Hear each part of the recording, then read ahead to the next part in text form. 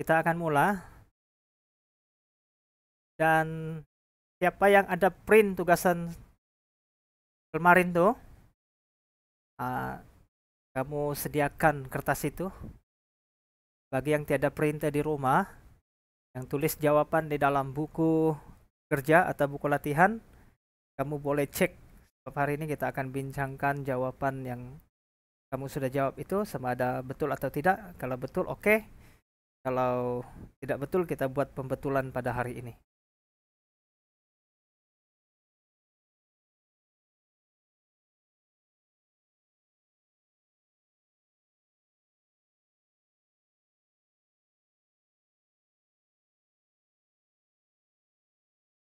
Oke, boleh nampak paparan yang cikgu reason itu?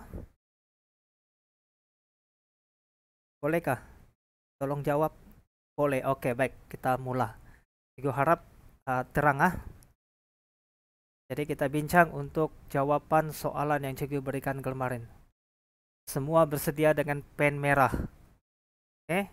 Kalau ada highlighter, tolong sediakan supaya setiap nota yang kamu perlu ambil perhatian itu, kamu boleh buat tanda. Atau kamu boleh buat highlight. Baiklah, kita belajar jenis-jenis kesalahan bahasa. Seperti yang cikgu tunjuk ini. Kita ada banyak kesalahan bahasa di sini. Jadi kita akan bincang satu persatu. Baik, nota dan latihan ini cikgu ambil dari sumber cikgu Maimun. Dan cikgu sudah apungkan di dalam grup Telegram kita. Yang pertama kita bincang ialah jenis kesalahan ejaan. Pertama, penulisan kata berimbuhan. Oke. Banyak kesalahan ejaan yang kita lakukan sebab imbuhan. Salah penggunaan imbuhan. Di hari ini kita bincang yang pertama, kata kerja yang menerima apitan men-kan. Tidak boleh dilakukan pengguguran huruf K. Kalau kata kerja, imbuhan men-kan ini perlu kita gunakan sepenuhnya. Jangan gugurkan huruf K yang ada di sini. Baik, contoh. Cikgu berikan kata kerja elak. Ini kata dasarnya ya. Elak, kata kerja. Dan cikgu berikan imbuhan men-kan. Malangnya berlaku kesilapan sebab cikgu sudah gugurkan satu K di sini. Jadi imbuhannya meng-an. Oke. Jadi perkataan ini salah. Ejaannya salah disebabkan pengguguran huruf K. Patutnya K itu tidak digugurkan, ditambah di sini. Mengelakkan. Ini pembetulannya ya. Copy, buat di bagian pembetulan sini, mengelakkan. Sekarang dalam buku kamu itu kalau betul kamu tandakan right. Kalau salah kamu tandakan pangkah dan buat pembetulan. Oke, paham? Cikgu harap paham. Kalau tidak paham, tolong respon.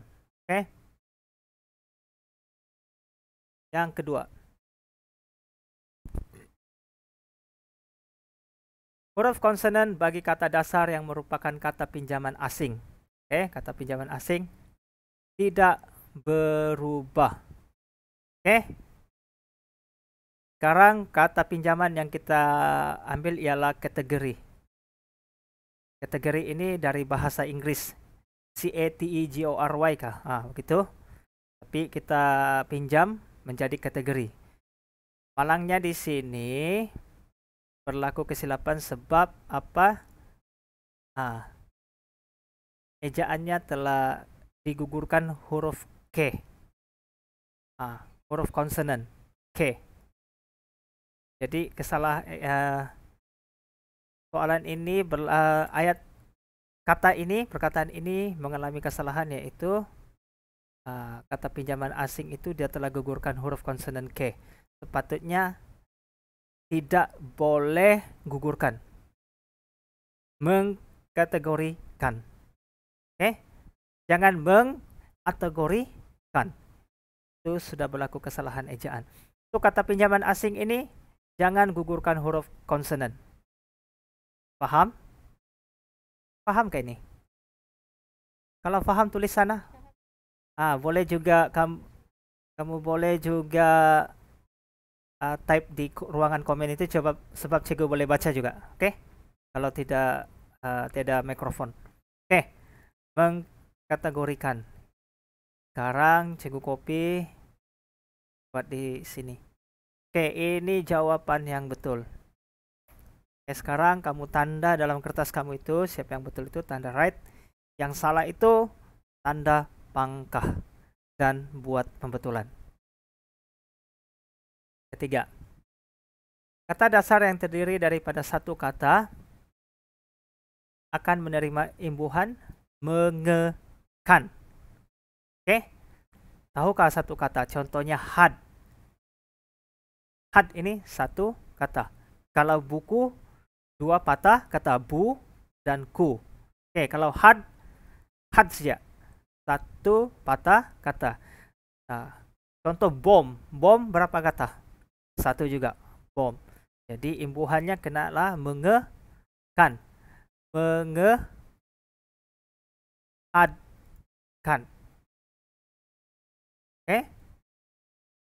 Sini salah sebab dia gunakan imbuhan meng dan kan. Sepatutnya imbuhan mengehadkan. Jadi ini jawaban yang betul. Mengehadkan. Ada i sini ya. Paham?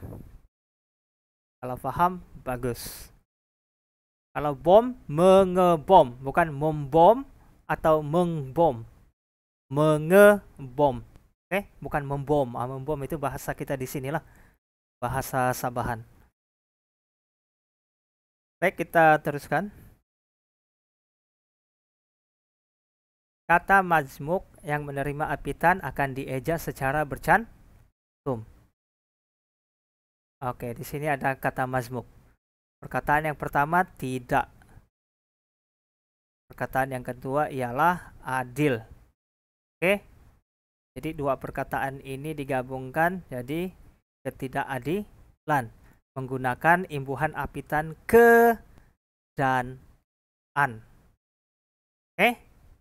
Kalau menerima apitan seperti ini, maka ejaan ini harus dicantumkan. Tidak boleh dipisahkan. Kalau tidak menerima imbuhan, contohnya tidak adil. Mesti wajib dipisahkan. Sebab dia bukan kata mazmuk yang mantap. Tapi sekiranya menerima imbuhan apitan ke dan an, perkataan ini otomatis akan dicantumkan. Diejak secara bercantum. Jadi pembetulannya seperti ini. Ini cantumkan. Ketidakadilan. Paham? Tulis sana satu orang paham, bilang kalau paham.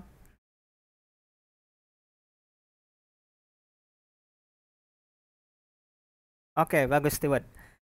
Terusnya imbuhan di perlu ditulis serangkai dengan kata dasar di ini. Kecuali kalau di ini ialah bukan imbuhan kata kerja. Contohnya sendi nama. Di ini boleh bertindak sebagai imbuhan, boleh juga bertindak sebagai frasa sendi nama. Kalau frasa sendi nama mesti dijarakanlah, tapi mesti menunjukkan masa atau tempat. Di sekolah, di rumah, di waktu petang. Tapi kalau dalam konteks ini, di ini bertindak sebagai imbuhan kata kerja. Jadi kalau bercantum dengan kata dasarnya minta. Imbuhan di ini perlu dicantumkan. Tidak boleh diejak secara terpisah begini. Jadi pembetulannya di tes nih, diminta. Oke, jadi semua pelajar harus buat pembetulan lah. Kalau salah, kalau betul tanda right. Pastikan buka sekolah nanti, cikgu akan cek buku atau kertas yang kamu sudah print itu. Pastikan kamu sudah ada jawaban. Untuk yang menggunakan buku itu, kamu tidak perlu salin semua yang ini ya. Cikgu minta kamu tulis jawabannya saja. Jawabannya sahaja. Oke. Seterusnya, imbuhan awalan ke perlu ditulis serangkai dengan kata dasar. Sama juga seperti yang di atas ini. Yang ini pun haruslah dieja secara serangkai. Begini. Ke-20.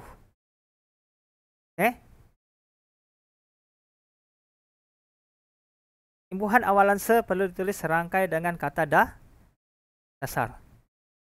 Sama juga konsepnya seperti yang di atas. Imbuhan awalan se ini perlu ditulis serangkai dengan kata dasar. Kata dasarnya tanding. Jadi kita tambah imbuhan. Jadi kita perlu cantumkan. Kita ejak secara serangkai. Kita cantumkan. Ini jawaban yang sebenar. Baik, rasanya cikgu punya, kejap ya, cikgu punya kamera terputus. Kejap.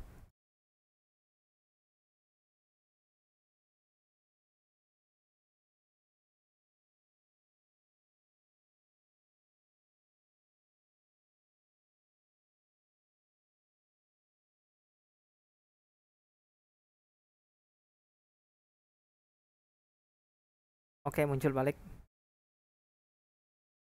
Baik, kita teruskan. Sekarang kita pergi kepada kesalahan penulisan kata mazmuk.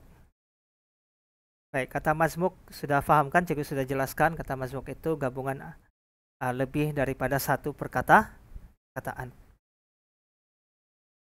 Masih boleh nampakkah present cikgu di depan nih? Paparan cikgu nih. Oke, kalau hilang tolong bagi tahu cikgu ya. Baik. Kata mazmuk yang berbentuk mantap akan dieja secara bercantum.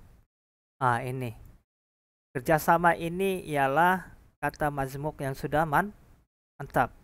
Jadi jangan ejak secara terpisah. Kerjasama ini harus diejak secara berdekatan atau serangkai. Kerjasama. Kata mazmuk yang bukan mantap akan diejak secara terpisah. Oke, kalau mantap diejak secara serangkai. Kalau kata mazmuk yang tidak mantap mesti kita tulis secara terpisah. Ambil. Oke, kita jarakkan alih. Ambil alih.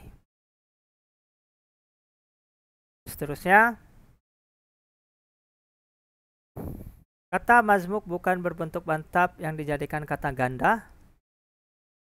Hanya kata dasar pertama sahaja yang akan diulang. Hanya kata mazmuk bukan berbentuk mantap. Kalau bukan berbentuk mantap, contohnya jalan raya, ejak secara terpisah ini kan. Kalau ini digandakan, hanya kata dasar pertama sahaja yang akan diulang. Ini jalan ini sahaja. Jalan raya ini salah. Sebab ini bukan kata mazmuk mantap. Yang betul seperti ini. Jalan. Oke, jalan raya. Apa sih yo? Jalan raya. Oke. Kata mazmuk berbentuk mantap, yang mantap macam ini, kerjasama, mesti diejak kerjasama, bukan kerja sama. Oke, contoh lagi yang satu.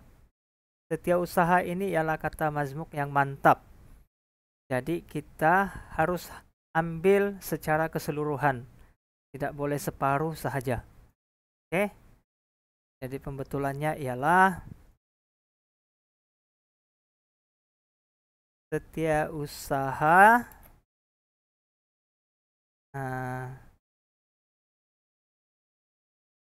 setiausaha. Begini. Dibesar sedikit. Oke.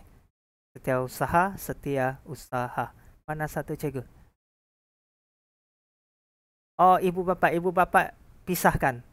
Itu bukan kata mazmuk yang mantap. Isni. Isni. Ibu bapak, bukan ibu bapak yang bercantum. Diejak secara jarak sebab siapa ini ikut nih? Oke. Sebab itu bukan kata mazmuk yang mantap. Yang mantap sahaja diejak secara bercantum. Oke, Isni. Thank you. Terima kasih kena menyoal. Oke. Kata ganda harus ditulis dengan membubuh tanda sempang di antara dua kata dasar. Oke. Jadi ini kata ganda kan, saudara marah. Tidak boleh ditulis macam ini. Mesti ada kata sempang. Ini saudara marah. Baik, sebelum kita teruskan, cikgu mau tanya. Sudah buat pembetulan dan tanda dalam kertas kamu itu? Ada yang tertinggal? Oh sudah, oke Shirley, thank you. Shirley sudah hantar kemarin dengan nick pada cikgu, tapi sebenarnya cikgu mau bincang jawabannya dalam kelas PDPR supaya kamu lebih paham. Di tanda di kertas kami itu. Pastikan cikgu balik di sekolah nanti, kutip buku, semua buku bertanda. Oke. Penggandaan kata dasar berimbuhan hanya menggunakan kata dasar utama dan tidak melibatkan imbuhan. Penggandaan kata dasar yang berimbuhan, ini kata dasar ada imbuhan, hanya menggandakan kata dasar utama dan tidak melibatkan imbuhan. Oke, jadi yang ini kita gugurkan imbuhan pada kata dasarnya. Ini tidak boleh melibatkan imbuhan. Jadi kata dasarnya ialah kasih. Kasih pada imbuhan mengasihi. Begitu. Oke. Kasih mengasihi. Bukannya mengasihi. Kasih mengasihi.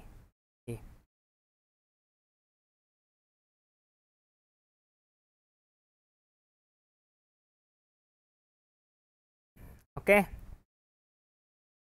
Kiranya kata dasar mengalami peluluhan huruf pertama pada perkataan yang diberikan imbuhan, bahagian kata yang digandakan juga mengalami peluluhan.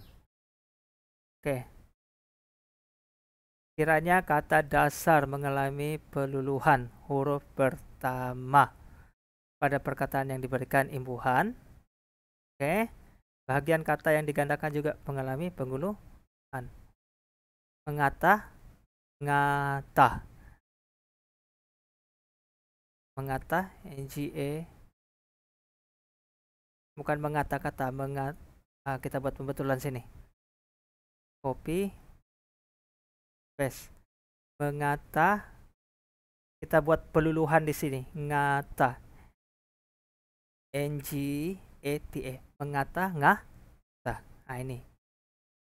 Inilah dimaksudkan peluluhan. Oke, mengata. Oke, seterusnya. Sekiranya kata dasar tidak mengalami peluluhan, huruf pertama pada perkataan yang diberikan imbuhan. Bahagian kata yang digandakan juga tidak mengalami peluluhan. Mengurut, ini kopi, mengurut-urut, mengurut, urut. Ini jawabannya. Oke.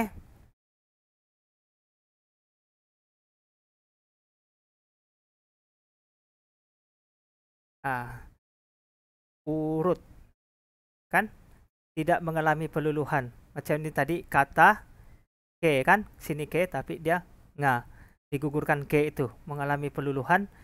Jadi ejaannya seperti ini. Yang ini kata dasar huruf pertamanya tidak mengalami peluluhan. Maka yang kedua ini tidak perlukan peluluhan yang ini. Terus gugurkan peluluhan ini, tulis urut, sama mengurut, urut. Oke. Boleh paham yang ini kah? Kak, ada susah sedikit. Coba respon, type di sana. Oke, Shirley, cantik, thank you. Terima kasih atas respon tadi. Sekarang kita pergi, banyak ini ya. Kalau kita tidak habis hari ini, kita akan bincang dalam kelas yang seterusnya. Yang penting kita dapat kuasai sepenuhnya. Penulisan kata sendi nama di dan ke. Kata sendi nama di harus ditulis terpisah daripada kata arah yang mengikutnya. Atas ini kata arah kan. Di ini bukan bertindak sebagai imbuhan tetapi kata sendi nama. Jadi harus dieja secara terpisah. Di atas. Oke, di atas. Demikian juga untuk yang kata sendi nama ke. Oke, haruslah dieja secara terpisah. Ke bawah. Oke. Begitu juga dengan di. Harus terpisah daripada kata nama yang mengikutinya. Kan ini kata arah. Jadi kata sendi ini bertugas untuk penerangan kata arah itu. Jadi harus dieja secara terpisah. Di sekolah. Oke, untuk ke pasar. Kita tulis ke pasar. Oke, ini untuk penggunaan kata sendi dan ke. Oke, kalau ini bertindak sebagai kata sendi, di dan ke ini, jadi perlu eja secara terpisah. Junior Iswarians boleh. Oke, cantik. Sekarang yang ini. Kalau cikgu pergi terlalu cepat, tolong bagi tahu cikgu ya. Tolong bagi tahu cikgu supaya cikgu boleh ulang sampai kita paham. Oke. Penulisan kata nama singkat. Penulisan kata nama singkat. Contohnya kata ganti nama singkat kau. Siapa ini? Oke. Oke, kata nama singkat kau. Patutnya yang lengkapnya ialah kamu. Tapi sudah gugurkan huruf M itu. Jadi kata nama singkat kau. Yang berfungsi sebagai awalan penanda pasif harus ditulis serangkai dengan kata dasar yang mengikutinya. Oke. Harus dieja secara serangkai. Yang ini kita tulis secara rapat. Kau tulis. Ku tulis. Kau tulis. Oke. Mesti dieja secara rapat. Kau itu singkatan daripada kamu. Ku itu singkatan daripada aku. Jadi ku. Oke. Jadi kalau tulis pada awalan mesti diejak secara serangkai atau bercantum. Kau tulis, ku tulis. Kata ganti nama singkatku sebagai akhiran harus ditulis serangkai dengan kata dasar yang mengikutinya. Ini. Demikian juga kalau menjadi akhiran. Oke. Ku di sini kan perlu diejak secara serangkai ataupun tidak dipisahkan. Bukuku. Begitu juga dengan mu, bukumu. Oke. Buku-bukumu harus diejak secara serangkai. Sekarang penulisan partikel kah, lah, dan tah. Ini selalu kita silap ini tulis. Jadi macam mana macam mana tulis partikel kah, lah, dan tah ini? Macam ini. Partikel kah harus ditulis serangkai dengan kata dasar yang mendahuluinya. Siapakah? Oke.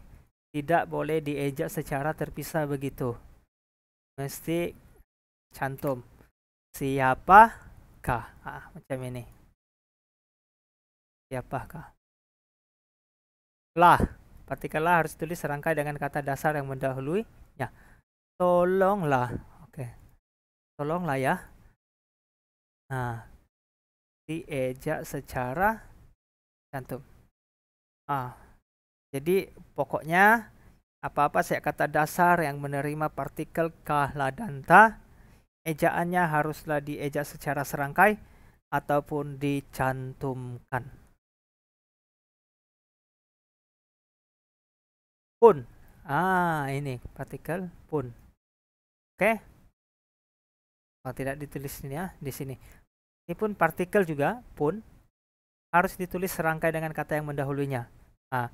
Bagaimanapun tidak boleh diejak secara terpisah, ejak secara serangkai. Bagaimanapun.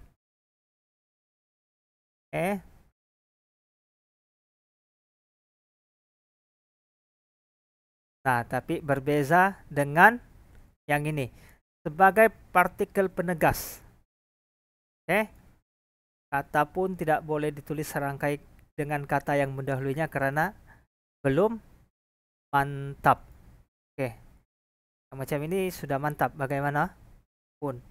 Untuk yang ini, kalaupun ini tidak lagi dianggap sebagai mantap dan harus diejak secara terpisah. Jadi kalau pun begini. Buat setakat ini paham? Coba tulis sana, respon sedikit.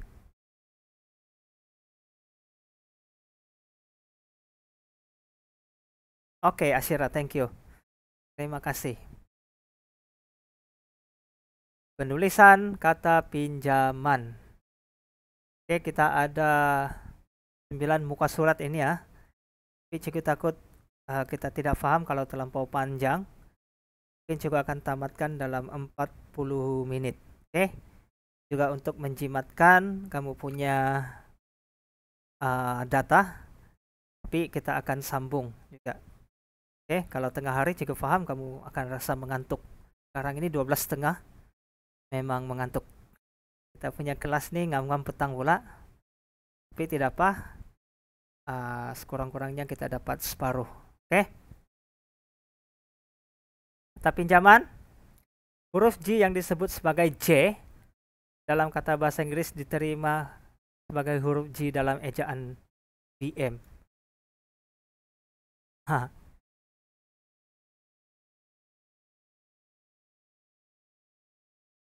Agenda kan kita sepatutnya sebutan memang betul. Agenda bukan agenda. Agenda, tapi tidak diejak sebagai C di sini. Mesti G.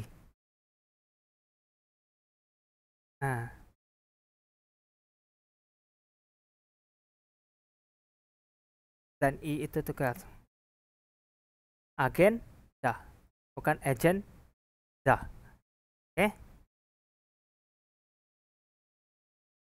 itu. Kemudian penulisan kata pinjaman dikecualikan daripada pola keselarasan vokal. Oke, bukan calon, biarpun vokalnya bunyinya seperti itu, tapi sebenarnya dia diejak seperti ini. Calon, calon, bukan calon. Oke, huruf pertama bagi kata nama, ini kata penulisan huruf besar. Kalau kata nama khas, ini semua sudah orang huruf besar Malaysia. Ini memang sudah huruf besar nih. Kita betulkan di sini ya. Salah soalan. Oke.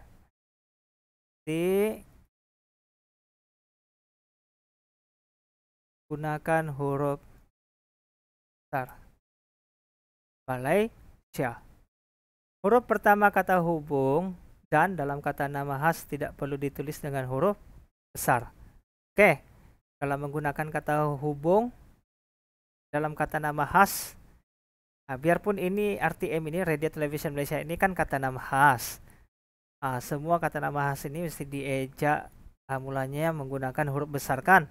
Tetapi untuk kata hubung tidak perlu dibesarkan. Gunakan huruf kecil sahaja. Seperti ini. Di ini pada dan. Oke. Radio dan Televisi Malaysia. Oke, ini jangan gunakan huruf besar. Oke, seterusnya. Tanda sempang perlu digunakan untuk merangkaikan awalan se dengan kata nama khas. Oke, kalau kita gunakan kata nama khas, kita mesti gunakan kata sempang di tengah-tengah imbuhan se ini. Nah, ini dia. Se, itu, nih. Se Malaysia. Se Malaysia. Ini huruf kecil. Oke. Tanda sempang perlu digunakan untuk ini penggunaan tanda sempang perlu digunakan untuk merangkaikan awalan anti dengan kata nama khas. Oke, ini kata nama khas. Kalau di sini kata nama khas bermakna kita perlukan tanda sempang. Selalu keluar soalan nih. Begini. Anti Amerika. Jadi menggunakan sempang. Asalkan ini kata nama khas Malaysia kah, Indonesia kah, apa-apa sajalah nama khas perlu ada sempang kalau menggunakan imbuhan anti. Tanda sempang perlu digunakan untuk merangkaikan awalan ke dengan angka yang mengikutinya. Oke, kalau ke dengan angka berikutan mesti ada sempang. Oke, perlu simpan sempang di situ. Ke sempang 20. Oke. Tanda sempang perlu digunakan untuk merangkai kata ganti nama singkatannya bagi merujuk Tuhan. Oke. Kalau Tuhan di sini kan mesti kita gunakan sempang. Kurnia sempangnya. Oke, kalau bukan Tuhan macam kita, Cikgu yang bagi berikan kurnia yang tidak pernah ada sempang dan huruf ini huruf kecil sahaja. Tapi kalau merujuk Tuhan, oke, kita perlu sempang dan di sini ini huruf besar. Oke, paham? Respon dulu, tulis di sana paham kalau paham. Oke, mantap. Shirley, Michelle, Stewart. Oke. Sekarang kosa kata. Mungkin kita boleh habiskan ini ya. Kita boleh habiskan. Oke. Kosa kata. Penggunaan kata ganti nama. Kata ganti nama diri ketiga ia tidak boleh digunakan untuk merujuk benda. Ini untuk manusia. untuk manusia dan tidak boleh digunakan untuk benda. Bag ini mahal harganya karena ia diperbuat daripada kulit buaya.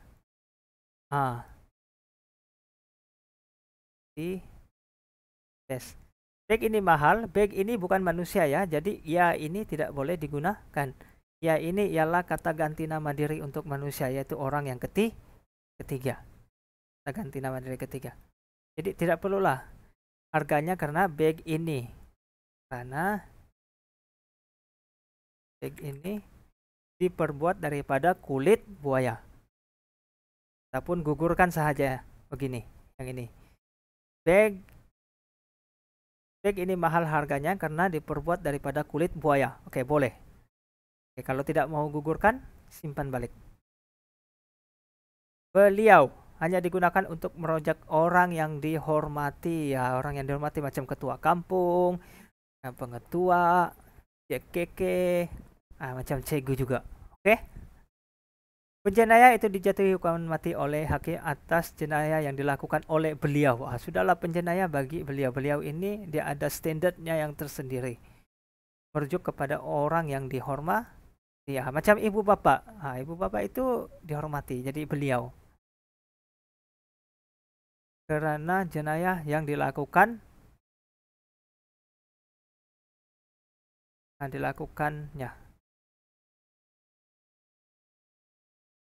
Hukuman mati oleh hakim atas jenayah yang dilakukannya. Oke, jangan gunakan beliau. Ia lagi balik. Dannya tidak boleh digabungkan menjadi ianya. Ini banyak betul. Ini tiada di dalam kamus ini. Ya. Ini banyak cikgu jumpa dalam karangan kamu ini. Ianya. Jika tidak dirawat dengan segera, ianya akan lumpuh. Janganlah ianya. Iya saja. S. Dirawat. Iya. Iya ini ialah singkatan daripada dia. Oke. Jika tidak dirawat dengan segera, ia akan lumpuh. Ataupun dia akan lumpuh. Sekarang penggunaan kata pemberi. Ini selalu kita banyak salah di dalam karangan kah, di dalam apa sih latihan cikgu minta. Yang ini banyak betul berlaku kesalahan. Kata pemberi adalah hanya boleh hadir di hadapan frasa kerja, frasa ejektif, frasa sendina. Oke. Ini coba kita tengok contoh ini ya. Hadiah itu ialah, ini kata pemberi. Untuk ini ialah kata sendinama.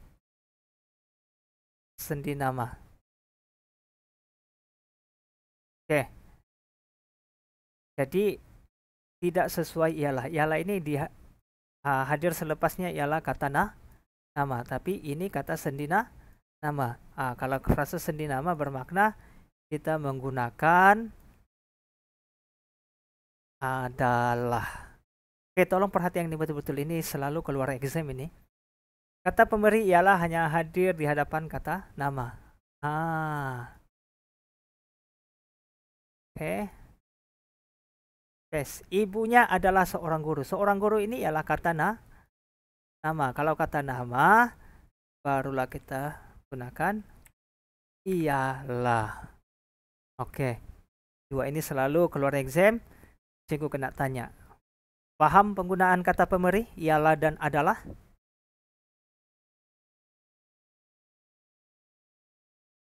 Paham, Dok? Coba respon, type di situ. Oke, bagus. Semua paham. Steward, ini Shirley, thank you. Oke, kita terus. Kita teruskan.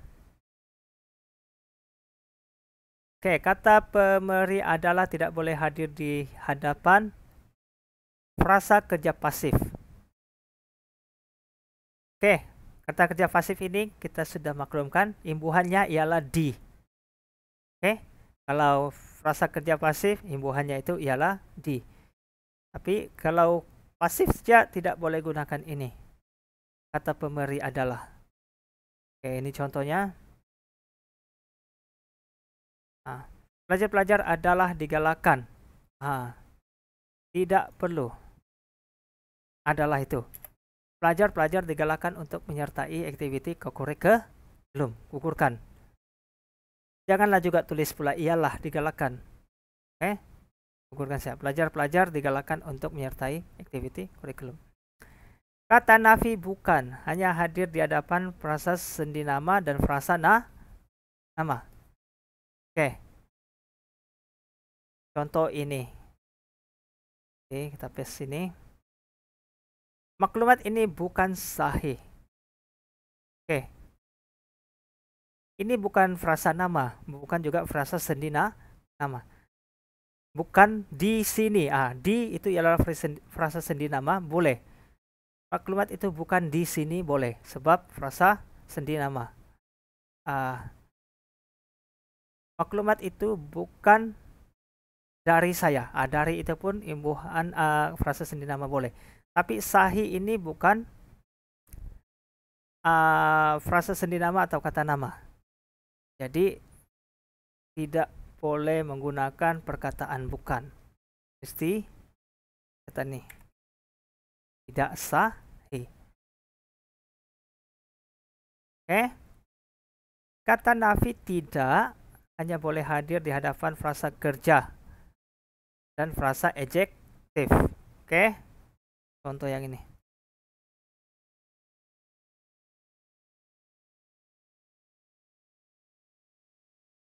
Makanan ini tidak untuk dia. Untuk ini ialah frasa sendi nama. Oke. Kalau frasa sendi nama gunakan kata nafi bukan. Tapi di sini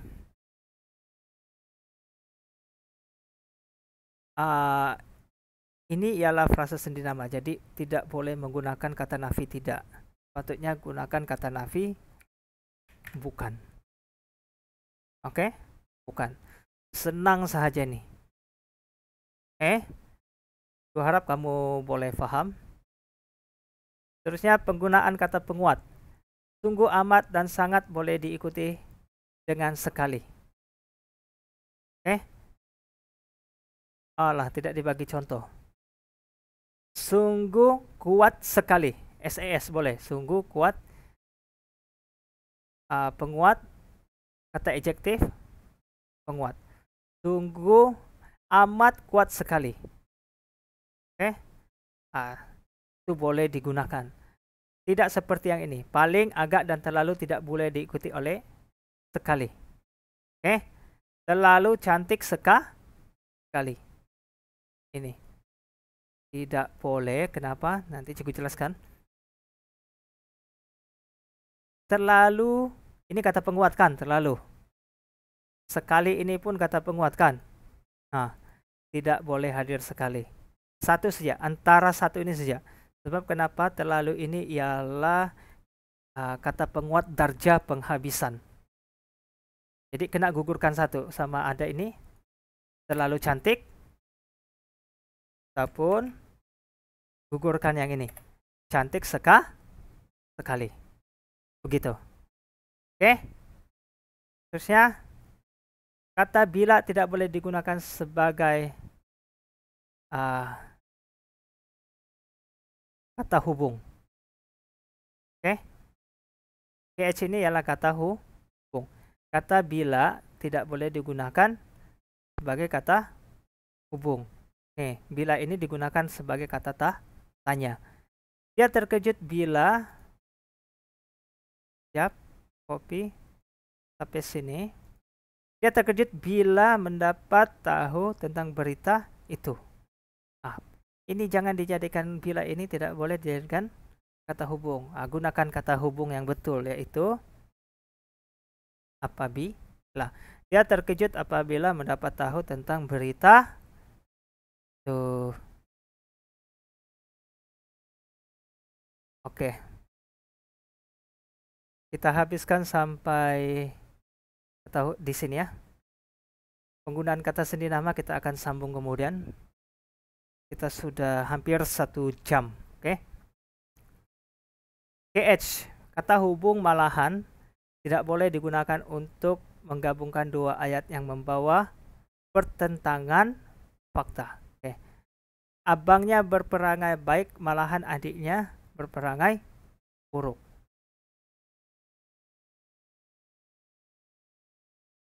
Oke, dua fakta di sini, satu berperangai baik, satu berperangai buruk. Nah, kalau begini tidak boleh menggunakan kata hubung malahan. Nah, manakala abangnya berperangai baik,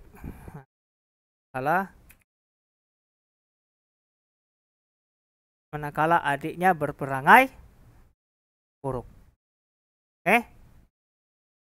Kata hubung agar dan supaya yang mendukung makna yang sama secara berurutan dalam ayat dianggap lewah. Dianggap tidak betul, lewah, tidak betul dari segi hukum bahasanya. Saya perlu belajar bersungguh-sungguh agar supaya. Agar supaya. Agar dan supaya ini membawa maksud yang sama. Jadi gunakan satu sahaja antara satu itu.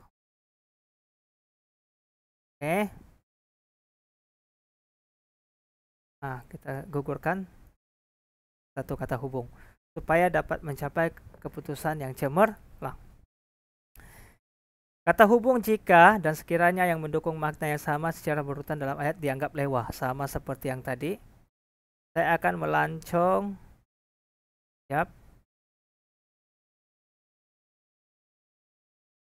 Saya akan melancong ke Italia jika sekiranya. Ini jika sekiranya ini membawa maksud yang sama, jadi kita pakai satu siap.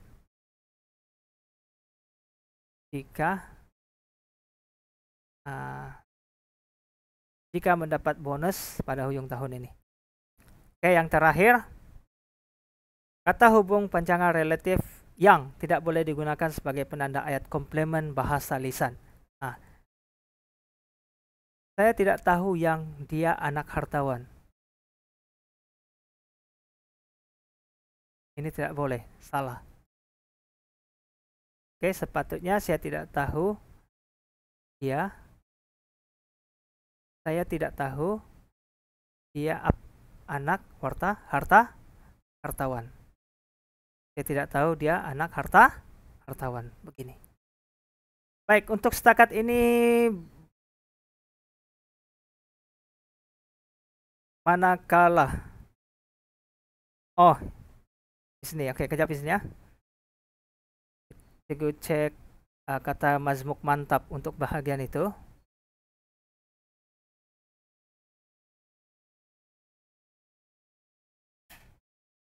Oke, untuk setakat ini boleh fahamkah?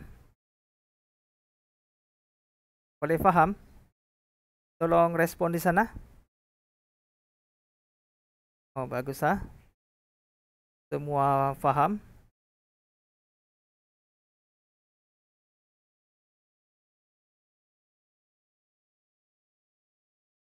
Oke. Mana kalau oh ini. Ini diejak secara bercantum, dia mantap. Oke, manakala adiknya berperangai buruk. Oke, thank you Isni ya, sebab perasaan yang ini tadi. Oke, terima kasih Isni. Isni, mana Isni? Oke, jadi kita sudah belajar lebih kurang 1 jam. Setakat ini fahamkah? Paham?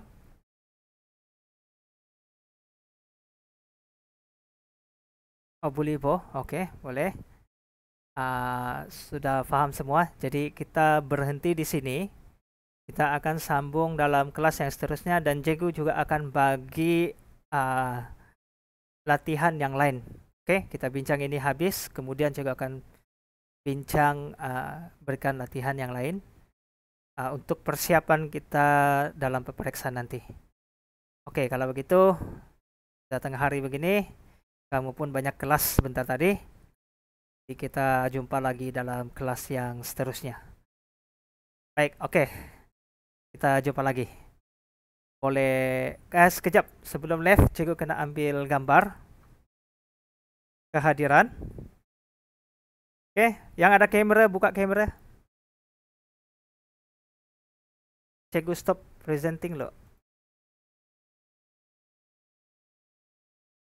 Oke, yang ada kamera, kalau tiada tidak payah. Semua tiada kamera. Kak, kamu sedang tidur ini. Telepon kamu saja yang hidup. Reng. Kalau yang seksi janganlah, kalau yang seksi. Gitu sih. Oke. One, one, two, three. Oke, boleh left group dan tolong ambil kehadiran dalam Telegram. Oke, jumpa lagi.